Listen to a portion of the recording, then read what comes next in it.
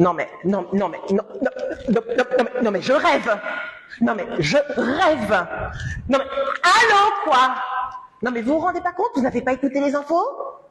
Non mais vous n'êtes pas au courant? Non mais les filles, les sénatoriales les filles, 3 sièges. Mais qu'est-ce que tu veux faire avec 3 sièges? Il y a des sièges là. Mais non, c'est pas ça dont je te parle. Comment veux-tu que je sois élue présidente de la collectivité avec seulement 3 sièges? Non, je pense que... C'est quoi ça? Mais c'est pour dans 6 ans. Mais il faut préparer maintenant. C'est aujourd'hui ou jamais. Zorbo suivre. Non mais Zorbo suivre. 3 sièges. Il faut parler des sujets importants. Le handicap. Voilà comment je vais avoir de l'électorat. C'est maintenant que vous pensez au handicap. C'est maintenant ou jamais. Oui, mais c'est parce qu'il y a des élections. C'est maintenant ou jamais. Alors, je souhaite que toute l'équipe soit réunie parce que j'ai une annonce importante à vous faire. Allez. On revient. J'ai une annonce. Non, c'est maintenant.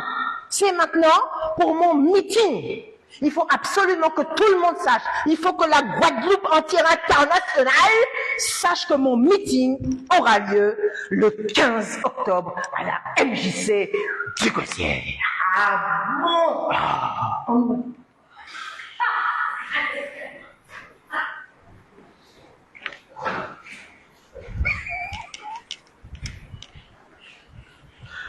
Bonjour à tous, ravi de vous retrouver pour le Cœur Actu numéro 135, votre rendez-vous live au cœur du territoire.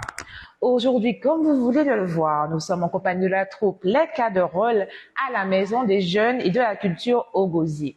Nous allons nous plonger dans l'univers du théâtre, alors restez avec nous pour en savoir plus sur cette troupe engagée et sur les coulisses de leur dernière création. Je vous propose qu'on les retrouve tout de suite. Allons-y. Bonjour à toutes et super interprétation, bravo. Merci. Et merci aussi d'avoir accepté notre invitation. On voit que c'est une troupe uniquement féminine. Et malheureusement, oui. Mais ça fait du bien, on va le dire comme ça. Alors, on va commencer tout d'abord. Racontez-nous un petit peu l'histoire de votre troupe, Les Cas de Rôle. Alors les Cadalores, parce qu'on voulait quelque chose de chantant, de dynamique. J'ai mal commencé. On va vite rattraper le coup. Les Cadalores, c'est une association, une jeune association, puisque nous l'avons officiellement créée en octobre 2021. Mais l'idée même de travailler sur une pièce de théâtre date déjà depuis 2019. Ah oui. Ouais, si c'est pas avant, parce qu'on voulait vraiment autour de la thématique du handicap, comme vous l'avez compris, pouvoir en parler de manière plus grande, au plus grand public, puisque jusqu'à maintenant, nous avions eu l'occasion de jouer dans les entreprises. D'accord. Puisque le handicap au travail est quelque chose qui nous parle, qui nous touche. Et nous avions proposé, dans le cadre justement de la Semaine européenne de l'emploi des personnes handicapées, qui a lieu chaque année en novembre, proposer des scénettes propres au handicap et que nous interprétons, mais de manière très légère et humoristique. D'accord. Et vous êtes combien dans la troupe? Nous sommes 4. Vous êtes 4. D'accord. 4 femmes, comme je viens de le dire. Dites-moi un petit peu, vous avez une thématique que vous arborez généralement dans vos pièces de théâtre ou c'est juste, on va dire, est-ce que c'est que le handicap ou vous avez d'autres pièces que vous utilisez pour vos interprétations? Plusieurs thématiques, pardon. Alors, le handicap reste le noyau, on va dire. Mais comme on dit, nous sommes ouverts à tout. D'accord. C'est-à-dire, nous pouvons proposer divers sujets. Nous avons eu par exemple des propositions dans les entreprises par rapport au sexisme au travail, D'accord. par rapport à la mauvaise communication, par rapport à l'inégalité homme-femme, salaire, etc. On peut toucher divers sujets. Des thèmes forts en tout cas que vous souhaitez mettre en avant. Voilà, défendre, mais nous restons comme je viens de vous dire, dans le noyau pour l'instant. Nous démarrons sur le handicap et nous avons aussi d'autres engagements au niveau du handicap. D'accord. Comment se passe le processus de création? Comment vous faites? Vous êtes à 4, on se dit allez on va travailler sur une pièce de théâtre. Comment ça se passe, la réalisation?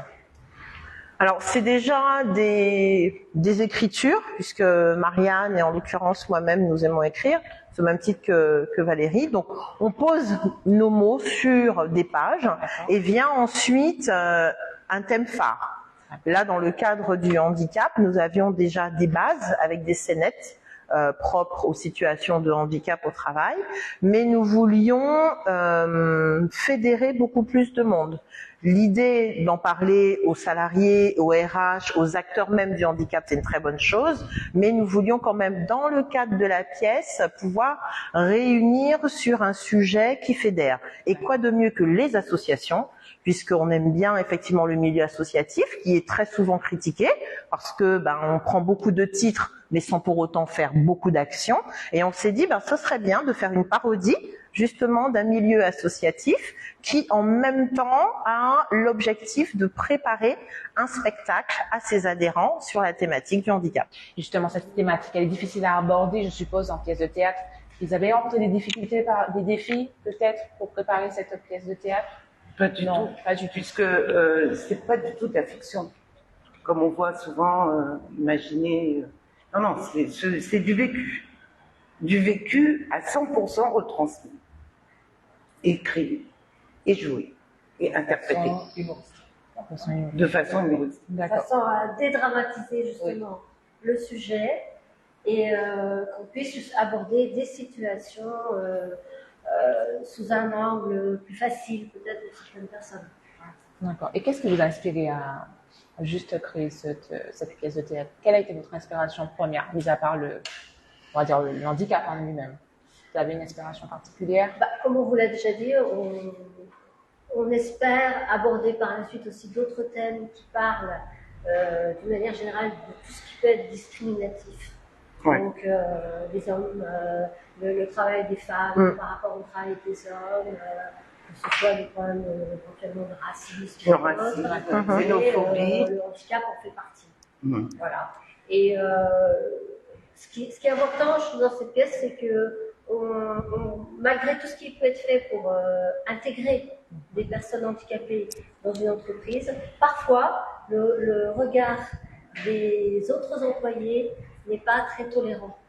Et c'est surtout. Et vous le ressentez ici, surtout en Guadeloupe, justement, ce regard qui est pas tolérant. Ça se ressent partout.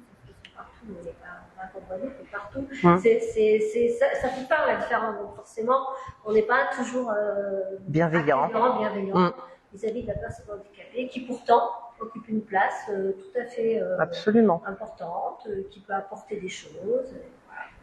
Et qui ont des compétences incroyables. Je parle d'une manifestation qui a eu lieu la semaine dernière, qui rassemblait des acteurs du handicap et des témoins également. Et j'ai fait la rencontre d'un vidéaste qui est porteur d'un handicap, qui a lui-même conçu sa société, qui a trouvé des partenariats et qui fait des choses incroyables. Donc l'idée autour de cette pièce de théâtre, Handicap ou quand la sauce s'en mêle, c'est déjà de lutter contre les préjugés, d'avoir un regard bienveillant envers justement les personnes en situation de handicap, se dire qu'elles sont aussi vaillantes qu'une personne qui n'a pas de handicap. Et comme le disait Valérie, le handicap c'est une chose, mais autour du handicap il y a l'inclusion, faire en sorte que les personnes se sentent justement incluses et non pas exclues. D'accord. Quand vous avez un thème comme ça, en combien de temps vous préparez votre pièce? Comment vous avez une durée particulière, 1 mois, 2 mois, disons? Vous avez monté une pièce? Comment ça se passe? Malheureusement, on est obligé de prendre un tout petit peu plus de temps.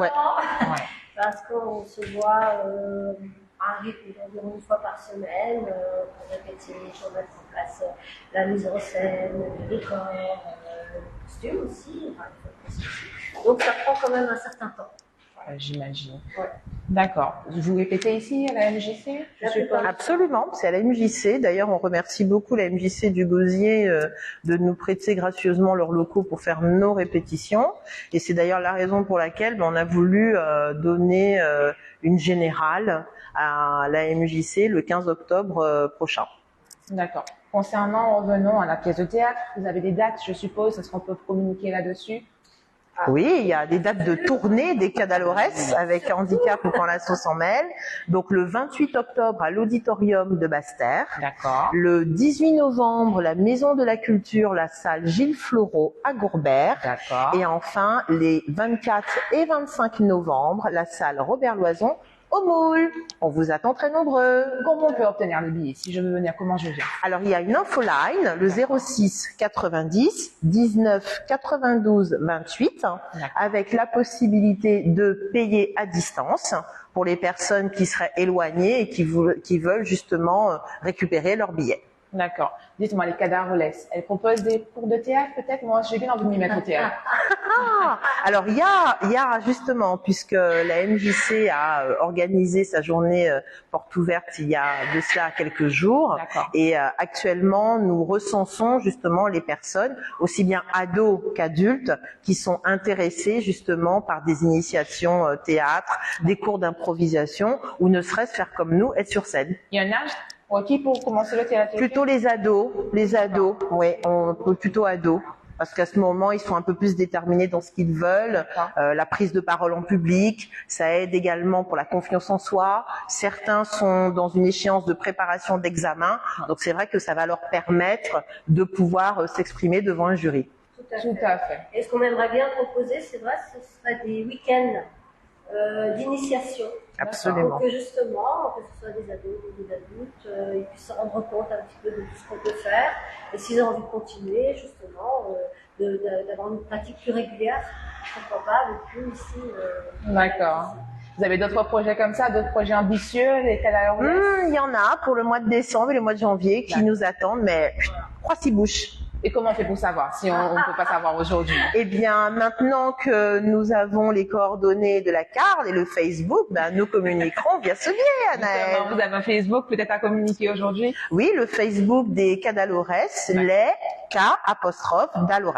Peut-être un Instagram? Non? Pas encore, c'est en cours. Voilà. Super. Où justement, nous profitons pour donner des informations, pas que sur la troupe, mais sur des événements propres justement au handicap et où on valorise effectivement certains événements. Le dernier en date, c'était la journée internationale de l'Alzheimer le 21 septembre et puis le salon du handicap dont j'ai parlé tout à l'heure là. Très bien, le mot est donné, je pense. Tout le monde va vous suivre et on espère vous voir très bientôt en tout cas. À très vite avec les Cadalores. Bye. À bientôt. Bye. Alors nous, on va poursuivre avec la une du jour que je vous montre qui est juste là, qui est sur l'institut qui s'appelle Beauty Mind, qui est un bar à beauté situé au cœur du Gosier. C'est un lieu magique qui propose des soins de beauté et de détente adaptés à toute la famille avec une philosophie axée sur le mindset positif, c'est-à-dire la promotion d'un état d'esprit positif et équilibré. L'objectif de Beauty Mind est de procurer du bonheur à travers des prestations de haute qualité proposées sur une large plage horaire pour les hommes et les femmes pressés qui n'ont pas le temps d'attendre. L'onglerie est également proposée sans rendez-vous avec les dernières techniques qui feront de vos mains de véritables arts de sophistication. Amandine Porte, la gérante de l'Institut, est une esthéticienne professionnelle qui, grâce à son expérience de mère, a souhaité mettre en place des soins spécialement conçus pour les enfants. Et oui, parmi ces soins, on retrouve la Mani-Kit et le Pédi-Kit, qui sont des manucures et des pédicures douces spécialement adaptés à la peau délicate de vos enfants. De plus, Beauty Mind propose des soins du visage à base de fruits, offrant ainsi aux enfants une expérience de beauté, ludique et éducative. Ne manquez pas l'occasion de découvrir ce lieu exceptionnel qui vous promet le bonheur absolu. Je vous laisse pour la suite, pour l'agenda du jour avec Danilo. À très bientôt.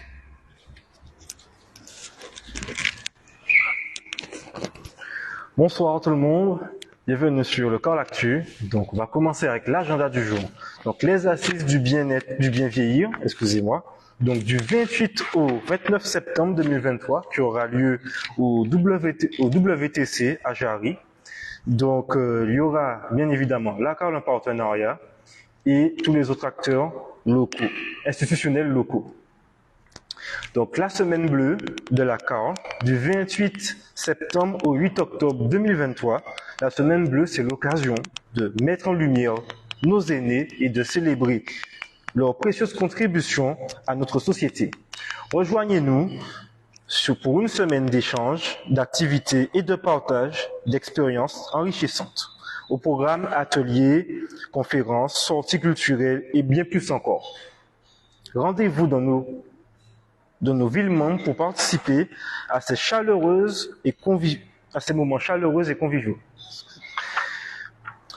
Ensuite, on continue pour l'appel à candidature Miss Saint-François. Donc, appel à la candidature, le maire de Saint-François, M. Bernard Pancrel, invite les Saint-Franciscaines qui souhaitent participer à l'élection de Miss Saint-François 2023-2024 à s'inscrire avant le 4 novembre 2023 au bureau de l'OMCSL, rue Saint-Aude-Ferly, en haut de la BNP.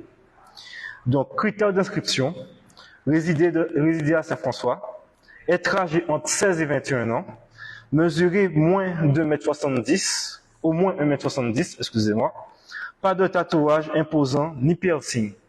Donc, pour plus d'infos, vous veuillez contacter le numéro suivant, 05 90 91 92 75. Merci et à bientôt au cœur du territoire, à la Riviera du Levant. À bientôt.